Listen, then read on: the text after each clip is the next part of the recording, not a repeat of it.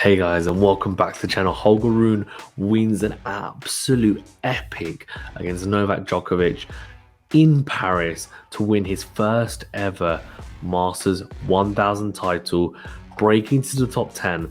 And not only that, he's the first person ever to beat Djokovic after Djokovic has taken the first set in a Masters final. So every time Djokovic has been a setup in a Masters final, he's gone on to win it.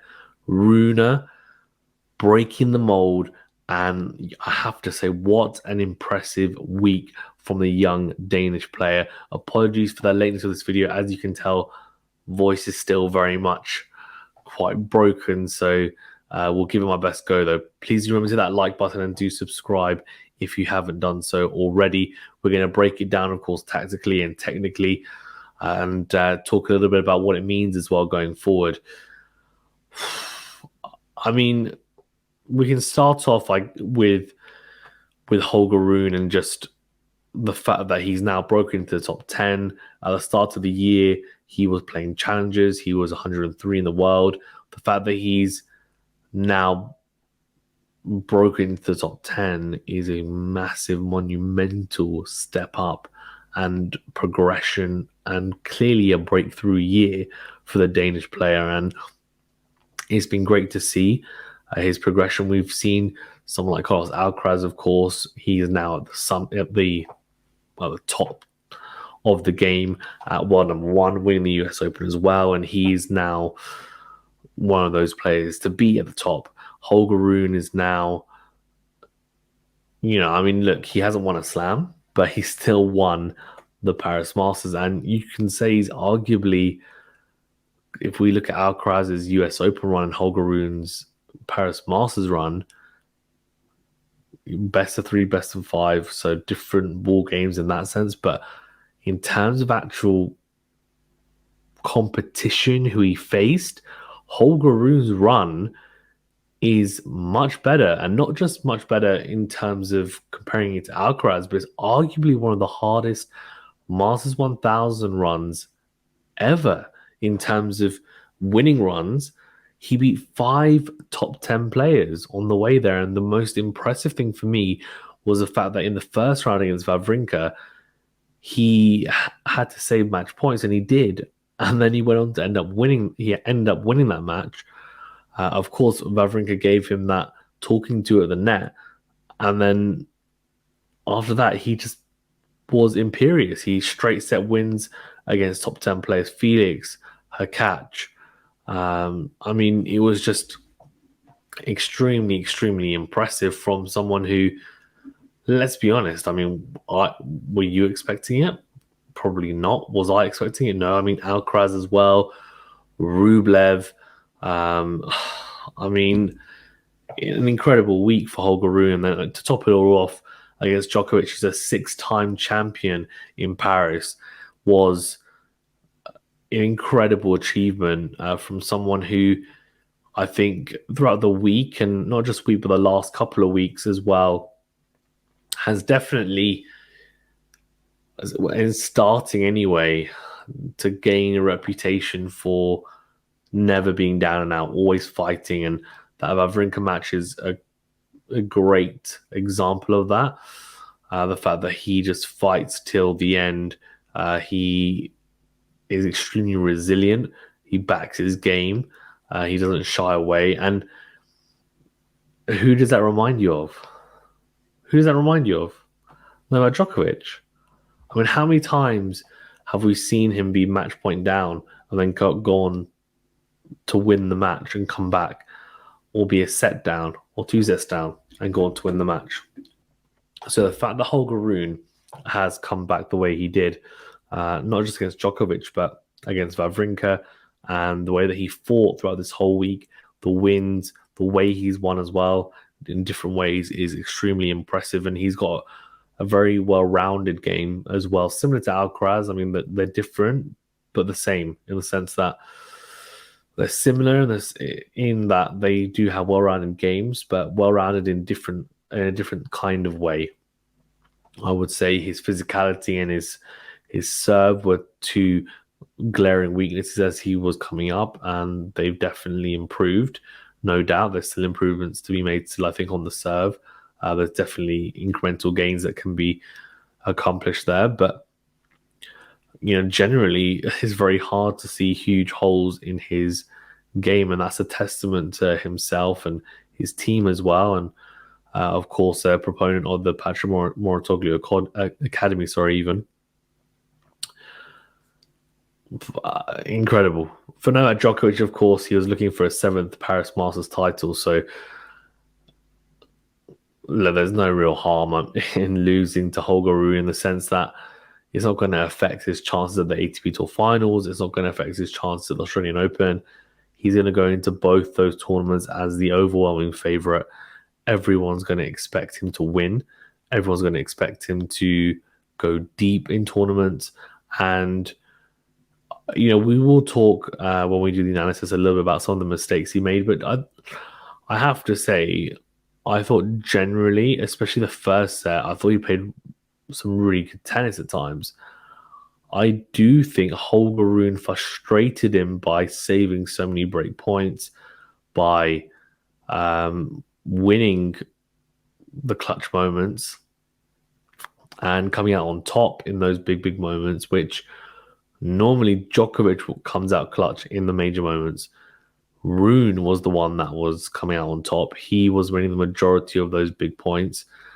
And I think it definitely got to Djokovic. It frustrated him. And in the end, it was, I wouldn't say it was his downfall, but it was a contributor, I think, to what happened in that third set where it got flipped on his head. He was a break up in the decider.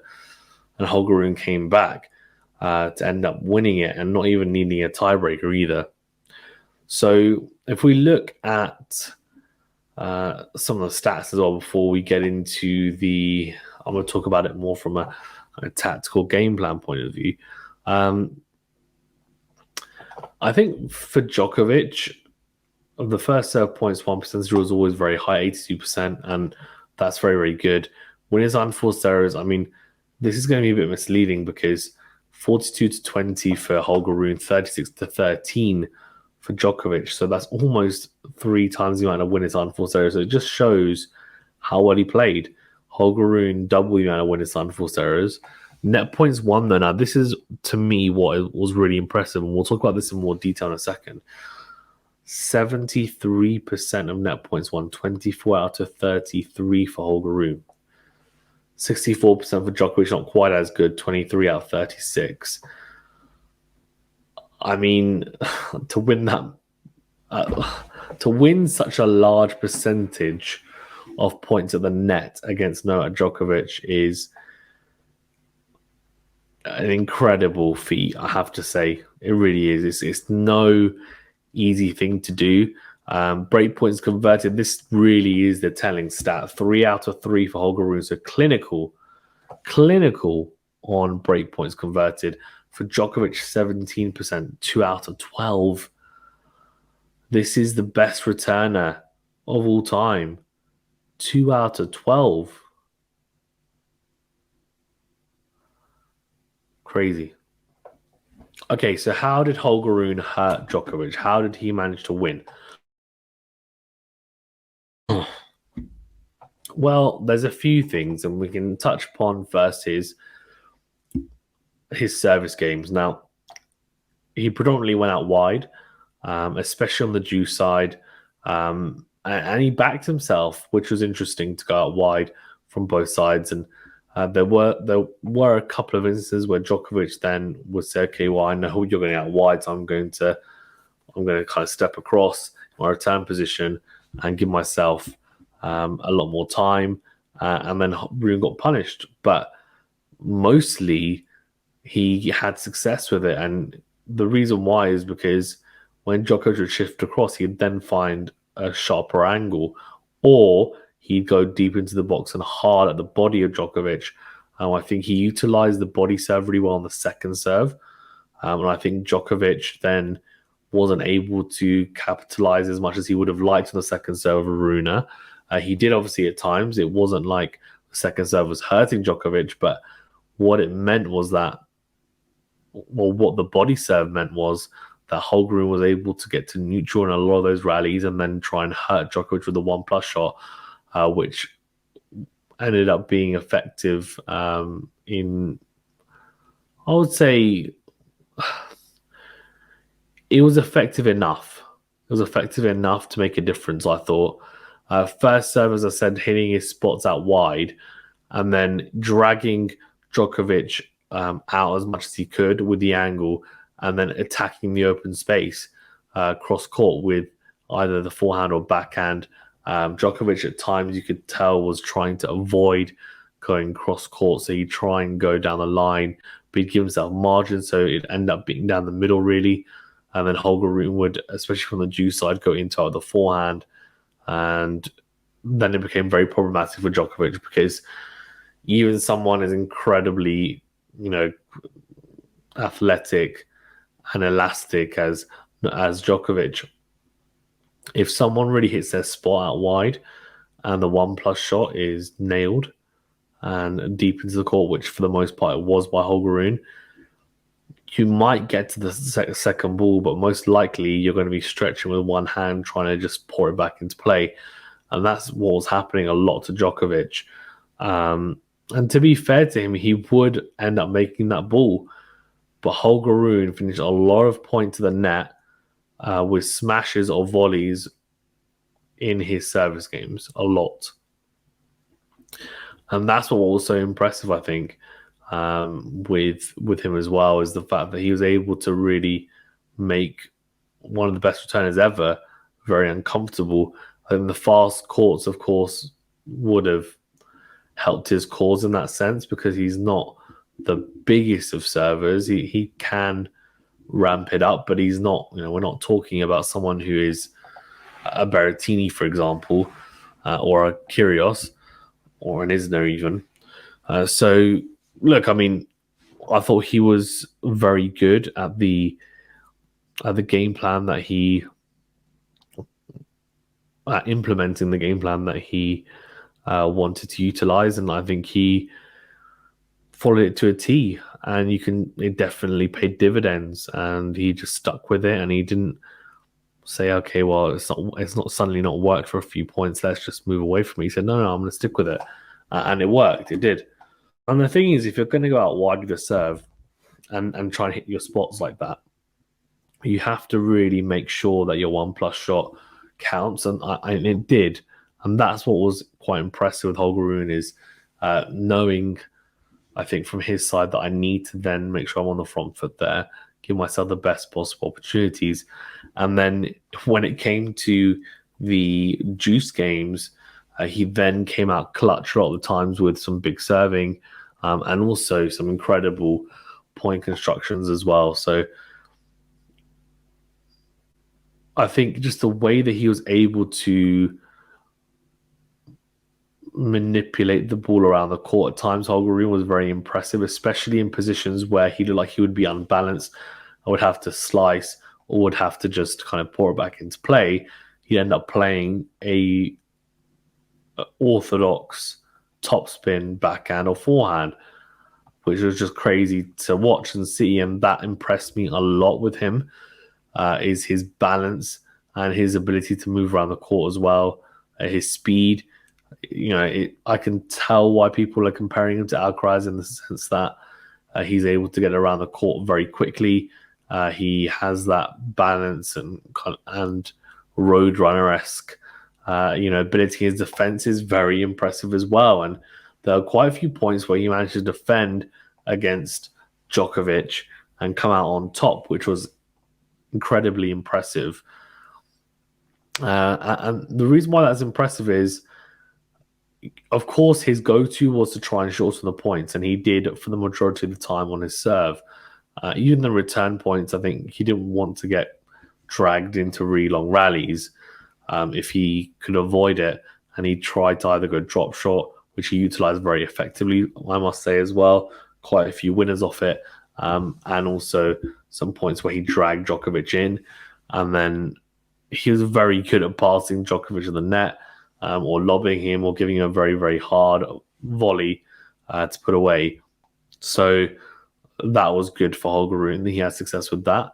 And what he was also able to do is he was able to dig in when he needed to in those longer points. He said, okay, I'm going to try and keep the point short. As I said, with my serve, with my 1+ play, make sure that I'm on the front foot, and I don't want to be getting dragged into really, really long exchanges. But sometimes you have to accept, especially against someone like Djokovic, especially in the return games, that there's going to be points where I'm going to have to dig deep and I'm going to have to try and outmaneuver him in the longer rallies. And Holger Rune managed to in a lot of them. He really did. And that was very interesting to see, because normally Djokovic would just come out on top in like 99% of those rallies. 90%, let's say. 99% maybe a bit of an exaggeration. But for Holger Rune, I think what he did as well is mix up the pace quite well. He's got a lot of power off the forehand and backhand side, and he's very aggressive. But what he did is he utilized the backhand slice quite nicely, and I think he's quite a good backhand slice. And ironically, of course, like Tsitsipas, they're both from the Moratoglou Academy. His slice is a lot better than Tsitsipas's, a lot better. He slices very low over the net, normally very deep into the court. And when it wasn't deep into the court, it was a short, low, very kind of like high spin, slice, which would then put Djokovic into an awkward position, and he'd have to dink it back into, either slice it back into play as an approach shot or dink it back into play as an approach shot, and then he would have to gamble at the net, and Holger Rune would end up passing him. So he utilized the backhand slice really, really well, I thought. And then his forehand as well, he utilized the forehand slice really well at times, I thought. And again, it wasn't something like normally you utilize the forehand slice when you're defensively trying to stay in a rally. You don't really use it as a tool to kind of break up play. Not on the ATP side anyway. On the WTA side, it's utilized a lot more.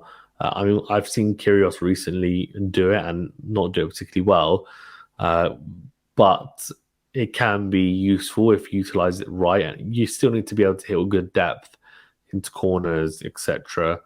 And that's what Holger Rune did. And he actually ended up getting some free points by hitting that. I think it slowed down the pace. Djokovic made some errors into the net with the backhand, with Holger Rune hitting that. So it just shows when you disrupt someone's rhythm and you're able to play at different speeds throughout a rally, and also keep your consistency and your depth and your ground strokes.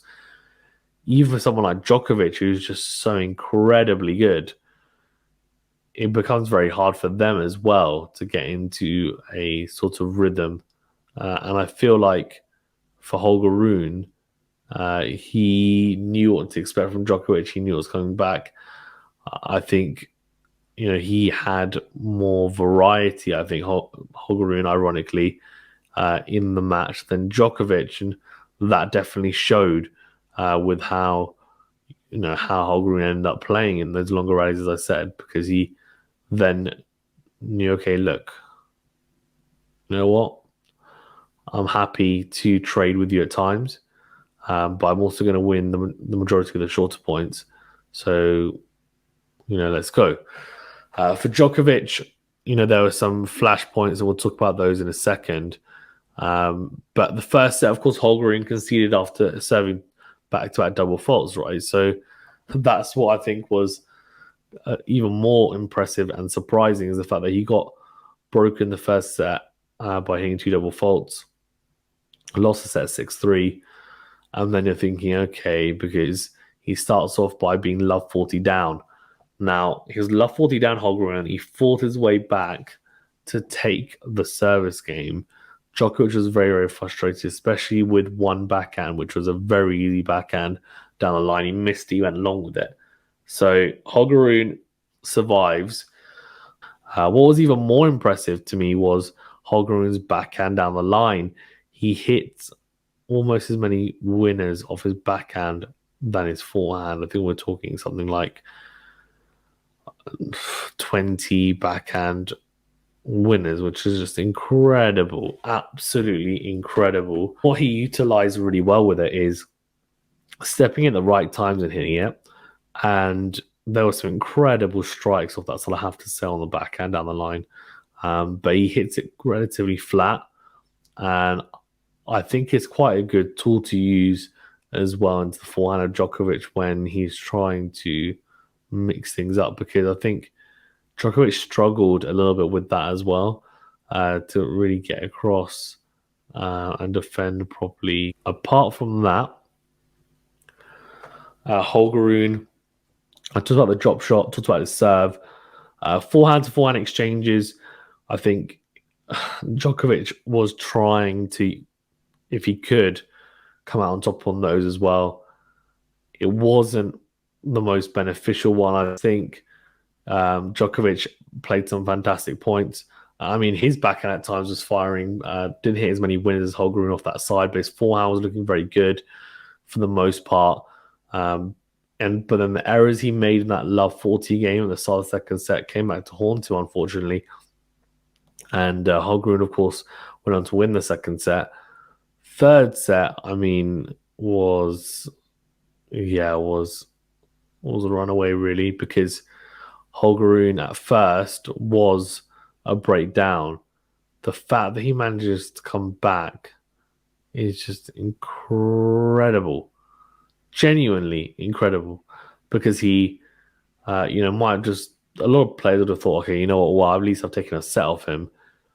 No, Holger Rune just wants to win. He just wants to win. He wants to win. He wants to win. His attitude seems a lot better in that sense. His attitude towards tennis, though, is sublime. Thanks for watching. Remember to hit that like button and subscribe if you're new. If you're watching on a podcast platform, remember to leave a rating or review. Also, do check out the Slices Monday Bagel newsletter. The link is in the description of this video. Thank you very much, guys. See you later.